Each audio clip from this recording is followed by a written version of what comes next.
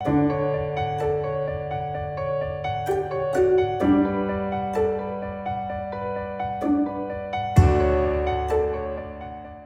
welcome. So hopefully if you're coming from Facebook, you found me okay. Get Balanced 2020 Patty Hall. What you're here about is that real dirty word called love.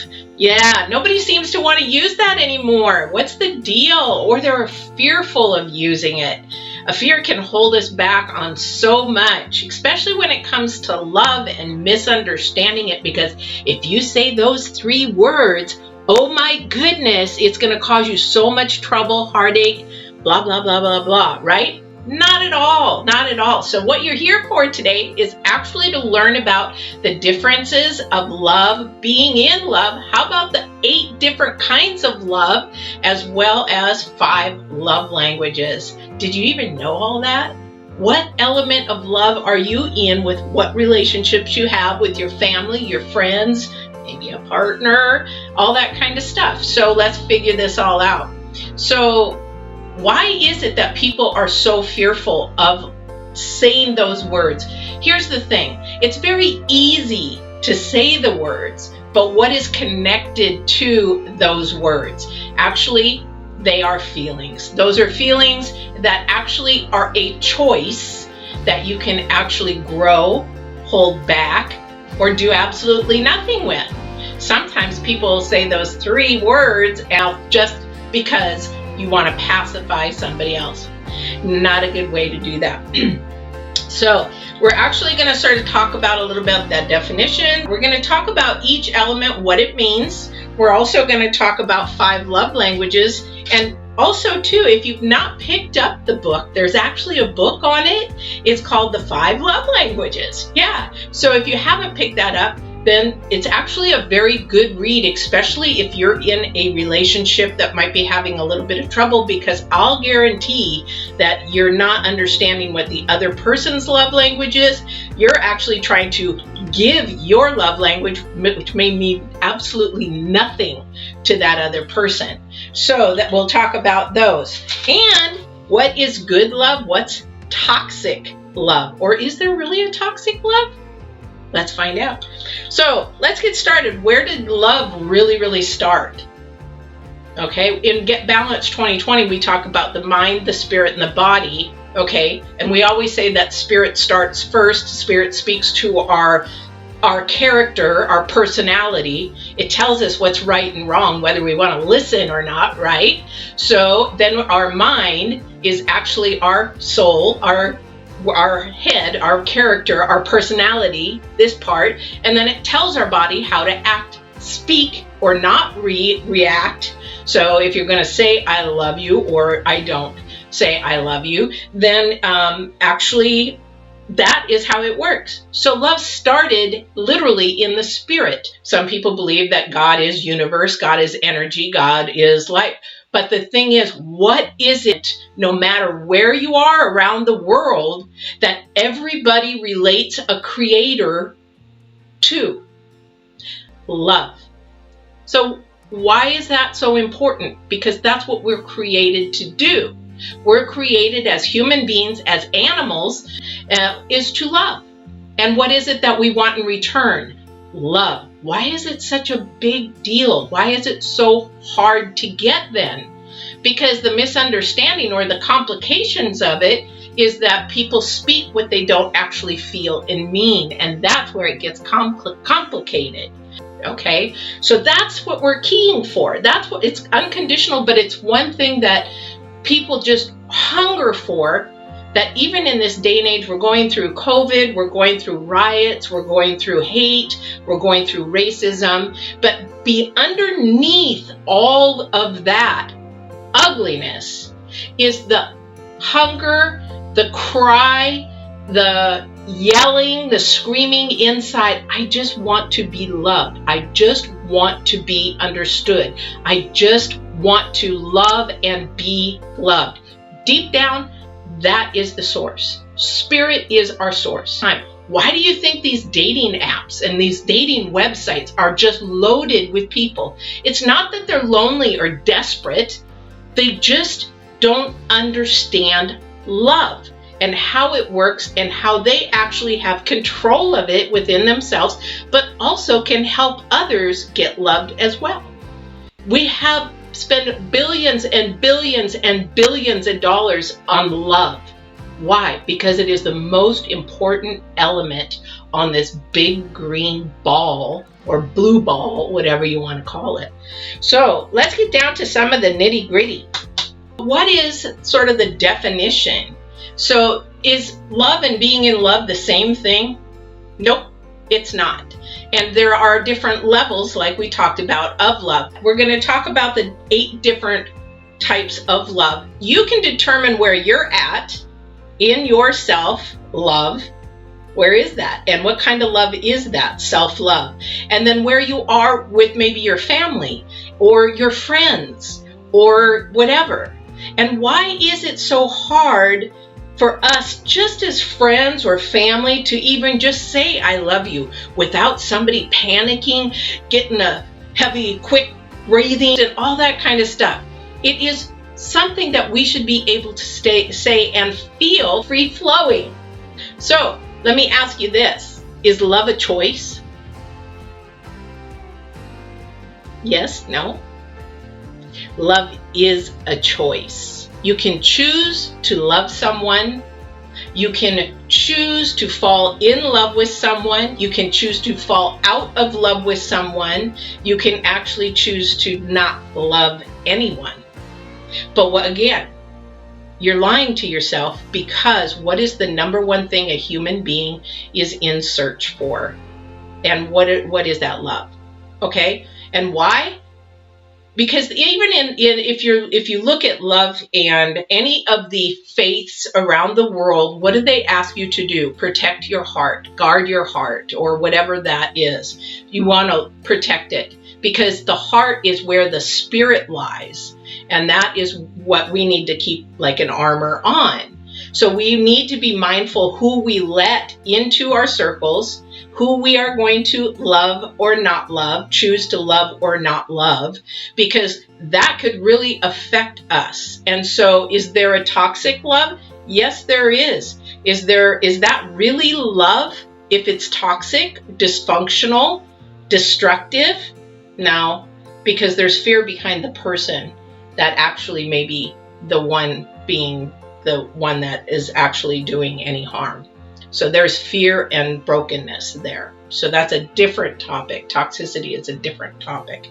But the thing is that, yes, okay? So I'm going to switch this around, and we're going to go and we're going to talk about the different elements of love. And hopefully you guys can see what I'm talking about. Okay, so these are the 8 things of love. Agape, unconditional. You're going to hear that. You'll hear, like, I'm into horses, so you'll hear horse rescues talk about an agape horse rescue. Unconditional. You're loved unconditional. Can we as human beings live unconditionally? If we are selfless and living for others rather than self, then a lot of the times there is a possibility, but unfortunately our brain gets in the way, and it's really, really hard not to either put a stipulation, a standard, put boundaries or whatever, because we want our own way. Excuse me, we're part of that. Never eat hot dogs before you do a video. Anyway, it's very, very hard for a human being to give unconditional love, because it's just, and that is a spiritual love is the most ultimate thing that you're going to get close to an agape kind of love. So eros, these are all Greek terms. So if I butcher them, I'm sorry. I don't speak Greek. I speak Japanese. So I sort of do my cinnamons like Japanese. So eros, you'll find that in writing, romantic love, fictions, romantic kind of love, eros, pathos, and all those kind of things. Get to the emotions of it. So that is a very romantic love. That's more of a movies kind of thing, you know, because in romance is one thing to one person might be different to another person. So then we have philia, which is affection.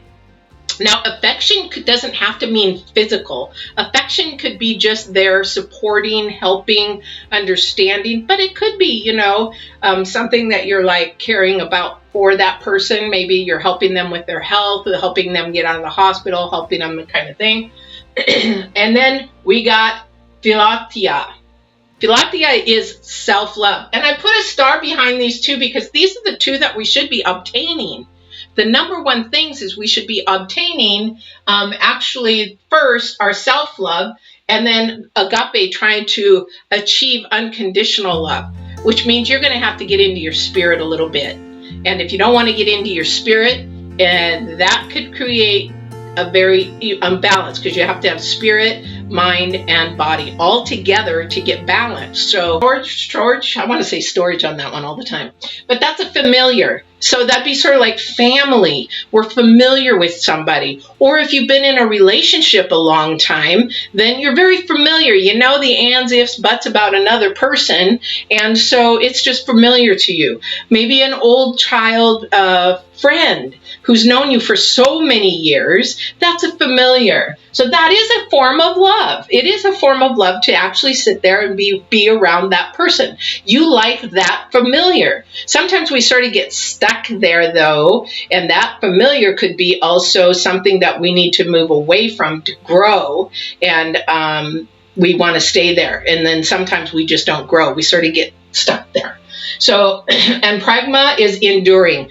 Look at the older couples that have been married 40, 50, 60 years. That is one of the ultimates, I think, because you have endured the test of time. You've been through the good, the bad, the ugly together. You know everything about you or the other person. And it is something, there is an attachment, a spiritual attachment, that no matter what that person could do, say, or didn't do, is you're going to stay with them. That, to me, becomes an agape love. Because if you've stood the test of times with somebody for that long, how could it not be agape love? So I really think that the pragma and the agape love should actually go together. But next one is ludus. Ludus is playful, sort of that, kind of fun. You just want to go have fun. Maybe you want to dress up and do stuff, or maybe you want to, go do things together. Could be some intimacy, fun things as well.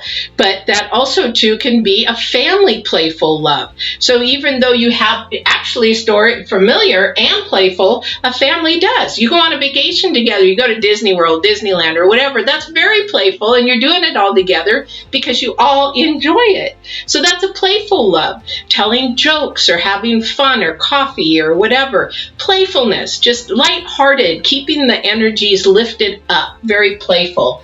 Now, mania, that one is an obsessive love.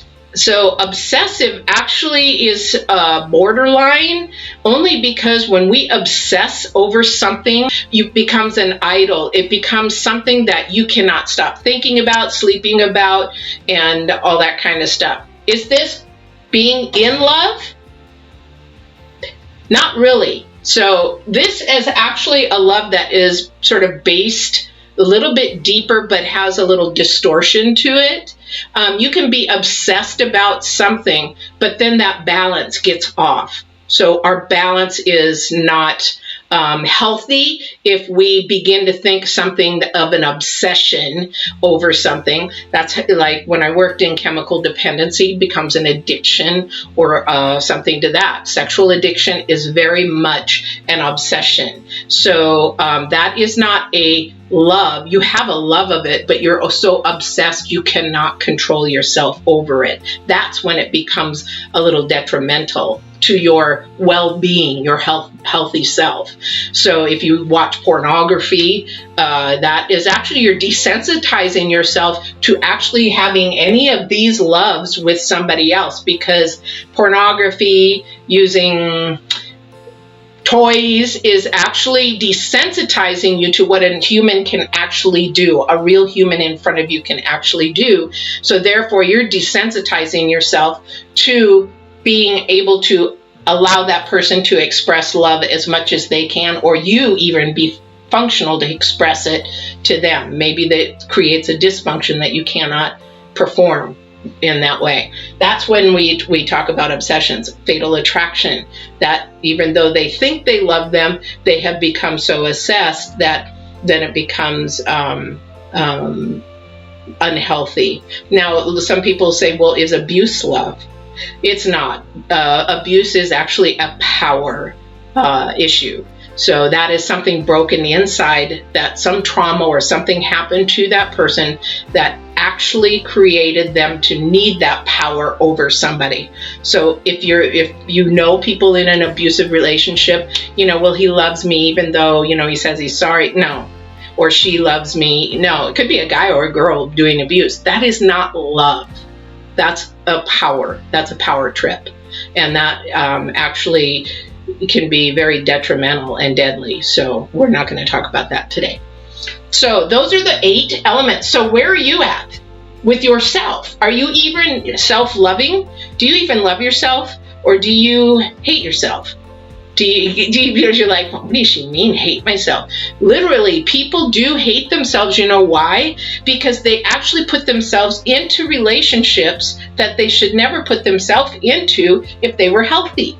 So toxic relationships, or not knowing themselves well enough, love themselves well enough to know their intentions, their desires, what they will put up with, standards or boundaries that they will put up with, or their bad habits and their good habits, their weaknesses and their strengths. Because when we love a partner, or anyone in our family, we are supposed to build that person up.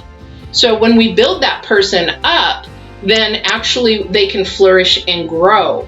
So do we love ourselves enough to know ourselves? What is it that I will accept in my life, will not accept in my life, what my boundaries are, what my goals are, and actually get yourself in singleness to a point where you have self-love and actually know what it will take for you to endure with someone else, to have enduring love. Because that is really huge. When people go into dating, a lot of people are not even ready to date because they don't even know where they are on this scale. So we have to understand, what is my intent? What am I looking for? Am I looking for a playful love?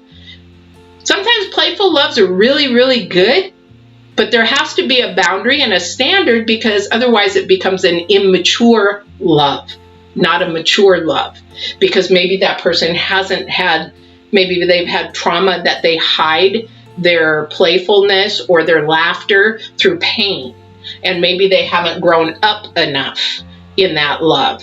So that's one thing, that playful is really important in a relationship or growing as a person. We have to enjoy life, lift our vibrations up, have happy and good thoughts and things like that. But there is a boundary and a limit to that.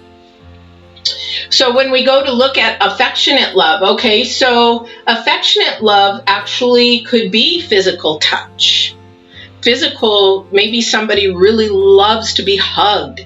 When I grew up, no hugging, not at all. We did not touch at all. And even though my inner self was like, I really just want a hug from my mom. I just really want, and I would go hug her, but it would be just like, okay, I'm busy.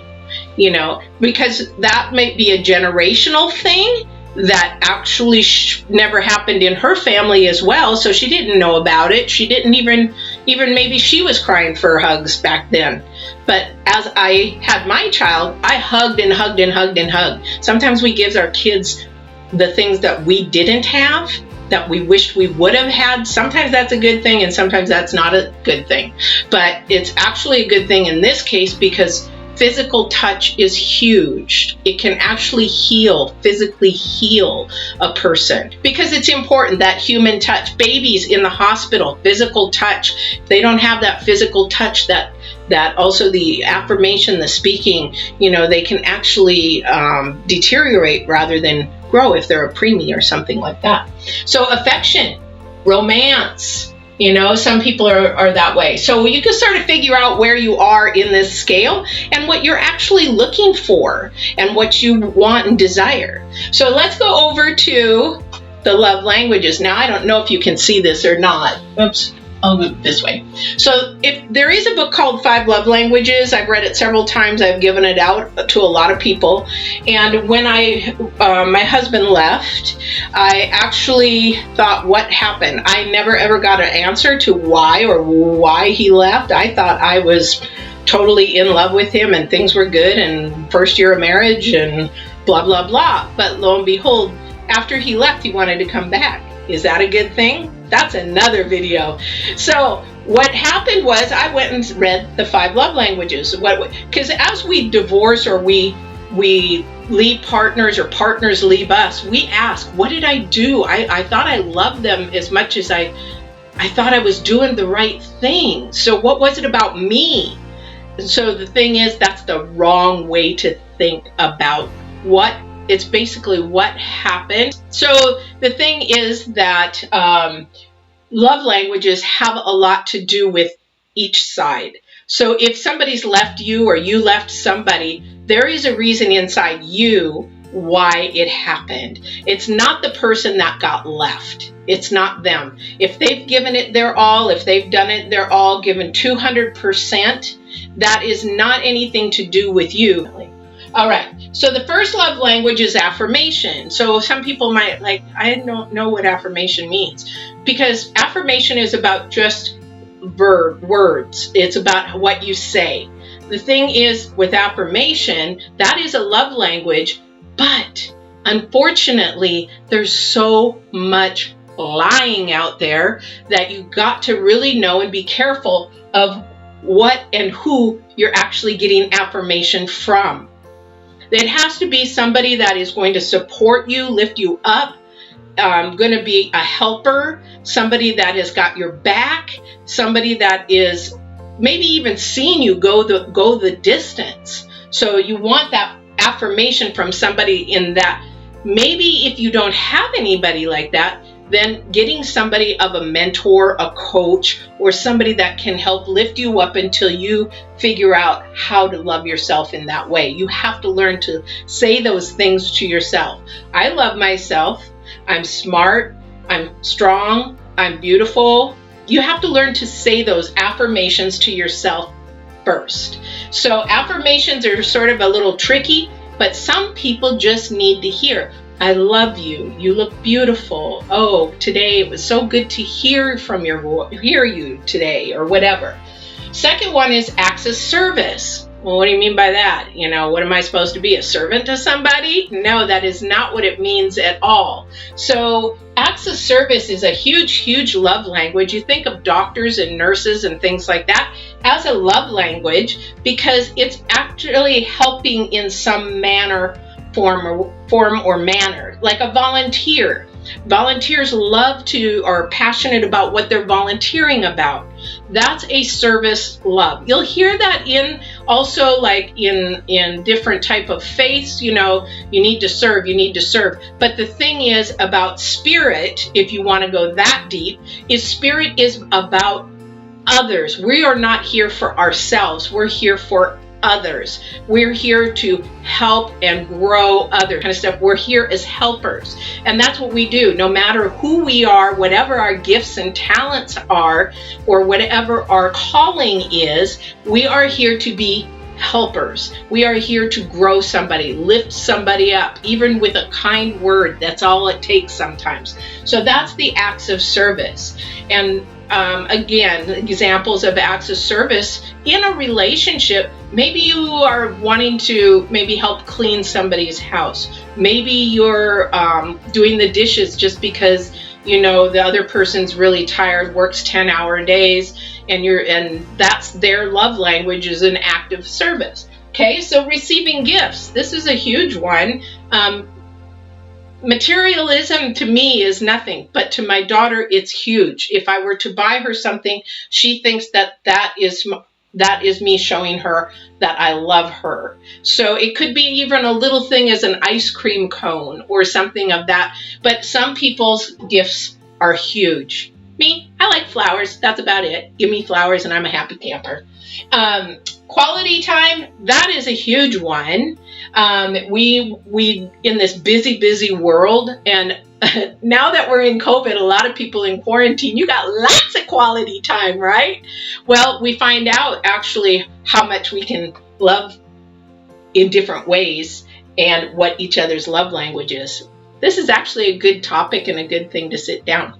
But quality time is huge. It's not the quantity of time, remember, it's the quality. You can sit with somebody quietly, watch a movie, and just the energies between you are just happy and joyful. That's all. You don't have to say anything. This could be family as well. Now that families are able to sit together and love each other and know each other better, sometimes that's a good thing. Sometimes that we need to retrain and refocus. But the thing is, the quality time is really important. And of course, physical touch, embracing, holding, in intimacy, that's a huge thing. I won't go into that because that can create soul ties, which you don't want to create soul ties. You want to create a soul mate or a mate for your soul. But that's another topic for another time. So question is, which one is your love language? And do you have more than one? Now, if you're with a family, or you live with a family, or you live with a partner, do you know what theirs is? And how many of theirs do they have? The reason why I bring this up is after we got divorced, my husband wanted to come back. And I told him, I said, I read this book and it's really good. And he had heard about it as well, but he didn't pay any attention to it. And we had a very in-length conversation about the book and the different love languages. And I said to him, if I would have known all this before you left, we would have never got divorced, because I was giving you my love language, which meant nothing to him. And vice versa. He didn't really know my love language. And then actually, there's another long story to that. But my point is, if you know each other's, you can actually communicate 10 times better. So that is actually love. Love is actually just an intense feeling, right? And an intense feeling can be of anything. I love coffee. I love horses. I love, football. I love whatever that is. It's just an intense feeling. So when we're talking about being in love, that is actually an intense feeling at a next level. So a lot of the times when you say, hey, I really love you, or you get off the phone, love you, a lot of people are like, hey, okay, and that sort of blows out the air. But if you say, I love you, then it also brings it to another level, right? But if you tell somebody, I'm in love with you, that is an explicit passion or desire.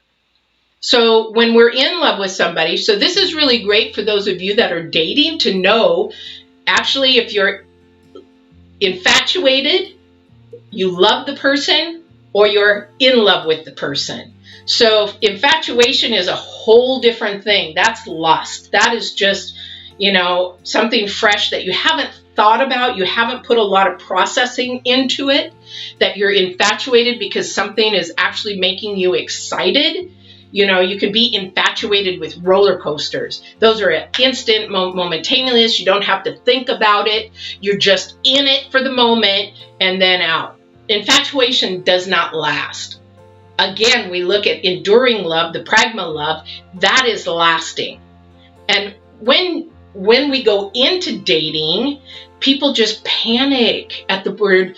I've done this before, and it's just like, okay, I guess I can't do that. But it's like, this is what God intended us to do, to love each other, to grow each other, to help each other.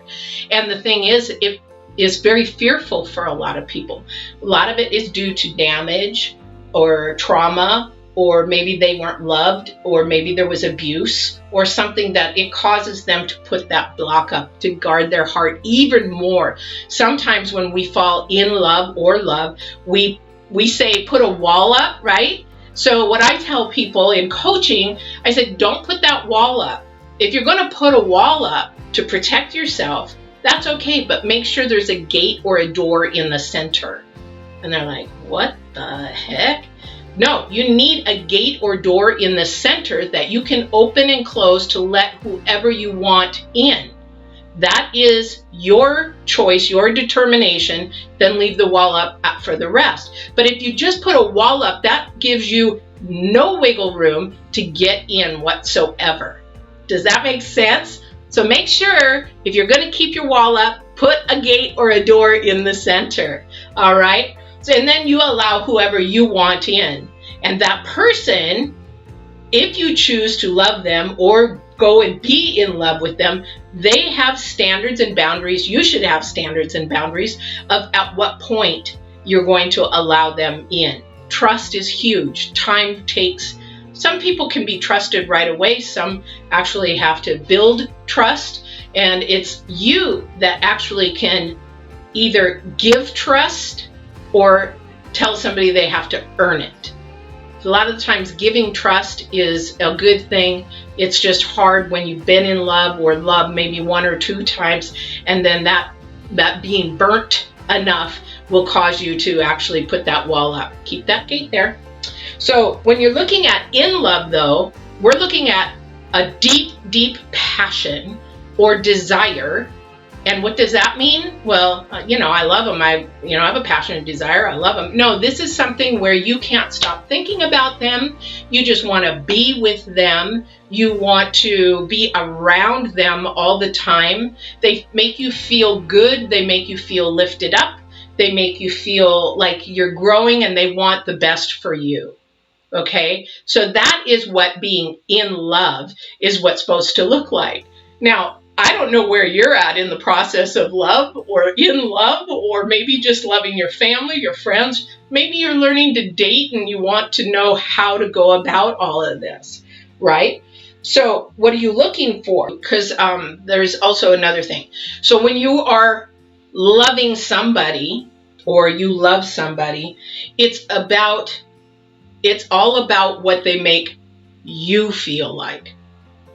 I love them because they make me feel happy. I love them because they have the same interests as I do. I love them because we get along. We can talk about all the same topics. All right? That's love.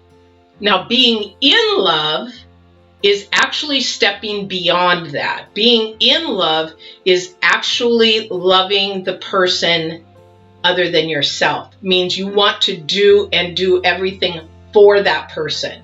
That's in love. It's selfless, whereas more love is selfish. Does that make sense? Now, in this case, it's not a bad thing because we have to love ourselves first, right? We have to find that. So do opposites work? Do opposites attract? And does that really, really work? Yes, it does. You know why? Because when we love somebody, we're trying to grow each other. And if I have a weakness and that person has a strength, what a great fit. If that person has a strength or has a weakness and I have that strength, what a perfect fit. So it's like people say, well, I don't know, we're so opposites. Will it work out? That's the divine in you. But the thing is that, yes, it can work out. So the other thing, too, is at the end of the day, love should not be a bad word to use. We talk about all the dysfunctions in the world, but the thing is that we need to know that every single being, every animal on this earth, everything just needs love, wants to be loved. And to say that, now the other thing is to finalize everything, is you can tell somebody over and over and over you love them or you're in love with them. And here's where the problem in relationships happen, is somebody's so easy to say it, but they don't act it. So when you are in a relationship or looking for a relationship, you need to watch the actions of their love, or any, if there is any at all, because the other thing, again, it could be infatuation, or it could be manipulation as well. Then that's where it gets confusing. And that's where all the problems come in, because men have games, women have games. And when it comes to dating, it's all about not fishing, but testing each other to see how much, rather than just being completely honest If people were more completely honest when they come to dating, which doesn't happen in your younger years, but as you get older, you get sick and tired of the game, so you actually be truthful. Just tell me the truth. I got big girl panties on. Tell me the truth. I got big boy pants on. You know, that kind of thing. So it becomes to the point where you actually then get tired of the games. Just tell me. I'll move on. It doesn't matter. You know, because we know at this age, love is a choice. And to be in love with somebody is a choice. Also, too, it's how you connect to chemistry, your energies, and everything like that. It has a lot to do with it. But manipulation is so powerful and so strong that people use those 3 letters, I love you, and then everything gets skewed because he said he loved me. Okay, so as a coach, I would sit there and ask, okay, what is he doing? That's not love. Oh, okay, well, that's not love either. Okay, where is he lifting you up? Where is he helping you? Where is he supporting you? Where are you supporting him? Where are you lifting him up? Oh. And then they wonder why people get cheated on. Cheating is so prevalent in relationships when people come to me, will he come back? Will he come back? Why would you want him back if he left? If he left and then he wants to come back 2 months later, it's manipulation. It's not about change. It's not about all that kind of stuff. It's you got to listen as men and women to the words and the actions meeting the same. If the actions are not meeting the words, you go by the actions. So with love, being in love, and that will save you a lot of headaches and a lot of heartache and a lot of tears. I hope this gave you some information, some guidance, some tools to maybe help you understand yourself better on the love, on the different loves, on the different levels. And you can have any of them, you can have one of them, you can have all of them. Same with the 5 love languages. Find out what yours is, have a discussion with your partner, your family, your friends. With the kids, you know what? You can figure it out with the kids because you got one coming into your leg that wants hugs, the other one wants money. You know, you can figure it out with your kids, but this is more adult. Learn to say love a lot more than all these other words, hate, racism, and all that kind of stuff, because just know that the person you're looking at and talking to just wants to be loved as much as you do.